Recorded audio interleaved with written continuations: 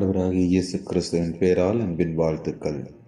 தவக்கால பயணத்தில் இணைந்திருக்கும் நாம் இன்றைய தினத்தில் எவை கடவுளுக்கு நெருக்கமானவர்களின் செயற்பாடுகள் என்பதனை மத்தேயு 4ஆம் அதிகாரம் 4 தொடக்கம் 7 வரையான பகுதிகளூடாக தியானிக்க அழைக்கப்படுகிறோம். இன்றைய உலகில் நாம் கடவுளுக்கு நெருக்கமானவர்கள் என்பதை பல்வேறு செயல்பாடுகள் அல்லது விடயங்கள் மூலமாக நாங்கள் வெளிப்படுத்துகின்றோம். அப்படி நாங்கள் செயல்கள் மூலமாக வெளிப்படுத்துகிற பொழுது அது எவ்வளவு தூரம் கடவுளுக்கு பொருத்தமானதாக அல்லது கடவுளுக்கு நெருக்கமானவர்கள் என்பதை காண்பிக்கிறது என்பதை குறித்து நாம் சிந்தித்து பார்க்க வேண்டும். இன்றைய காலங்களிலே பலர் தாம் கடவுளுக்கு நெருக்கமானவர்கள் என்பதை காண்பிப்பதற்காக ஜெபம், தவம், தியானங்கள் மற்றும் ஏனைய பல காரியங்கள் மூலமாக சிறப்பாக வெளியரங்கமான விடயங்கள் மூலமாக தாங்கள் கடவுளுக்கு நெருக்கமாக இருக்கிறோம் என்பதை காண்பிக்கின்றார்கள். ஆனால் உண்மையிலேயே அவர்கள் கடவுளுக்கு நெருக்கமானவர்களாக இருக்கின்றார்களா என்ற கேள்வியை கேட்டு பார்க்கின்ற பொழுது பலர் அவ்வாறான நெருக்கமான உறவிலே இருப்பதில்லை.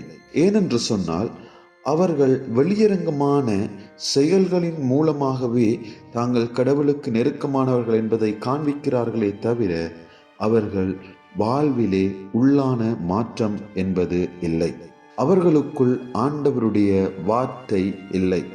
ஆகவே அந்த ஆண்டவருடைய வார்த்தையை அறியாமல், அதனுடைய முக்கியத்துவத்தை அறியாமல், அதனுடைய ஆழங்களை அறியாமல் அவர்கள் தாங்கள் கடவுளுக்கு பிரியமானவர்கள் அல்லது நெருக்கமானவர்கள் என்பதை காண்பிக்கின்றார்கள். ஆகவே இப்படிப்பட்டவர்கள் சோதனைகள் அல்லது போராட்டங்கள் வருகிற பொழுது அதிலே நிலைத்து நிற்க மாட்டார்கள். இன்றைய நாளினுடைய மத்தேயு 4ஆம் அதிகாரம் 4 தொடக்கம் 7 வரையான திருமறை பகுதியிலே ஆண்டவர் இயேசு தனக்கு சோதனை வருகிற பொழுது திருமறை வார்த்தையை மூலமாக எதிர்கொள்ளுகிறார். உலக ஆசைகள், ஆடம்பரங்கள் எல்லாவற்றையும் அவர் எதிர்த்து ஆண்டவருடைய வார்த்தையினாலே அவற்றை வெற்றி கொள்ளுகிறார். அதன் மூலமாக தான் கடவுளுக்கு நெருக்கமானவர், கடவுளுக்கு அன்பானவர் என்பதை அவர் அதன் மூலமாக காண்பிக்கின்றார்.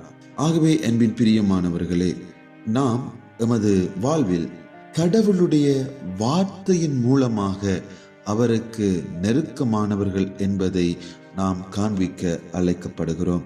ஆண்டவர் எதை சொல்லுகிறார் என்பதை கேட்டு அதை தியானித்து அதற்காக உழைக்க நாம் அழைக்கப்படுகிறோம்.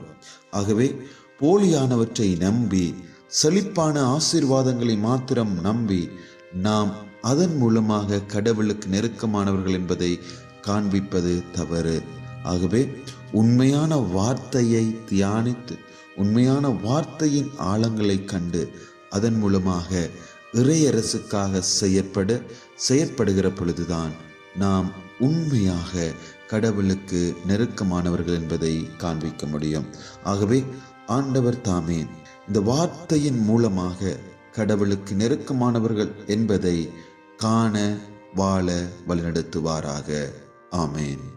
வெளியரங்க செயல் மட்டும் போதுமா? உள்ளான பக்தி இல்லை லேதுமா? சோதனைகள் வரும்போது நிலைப்பதில்லை, வேறில்லா செடி போலே வாடிடுமே. உந்தன் வார்த்தை எங்கள் பாதையில் விளக்கே, உந்தன் வார்த்தை எங்கள் வாழ்வு கடைக்கலமே. ஏசுராஜன் வழிகாட்ட வந்தாரே, வார்த்தையாலே சாத்தானை வென்றாரே. வார்த்தை எங்கள் வாளாக மாற்றிடுவோம், உமக்கு நெருக்கமாய் வாழ்ந்திடுவோம்.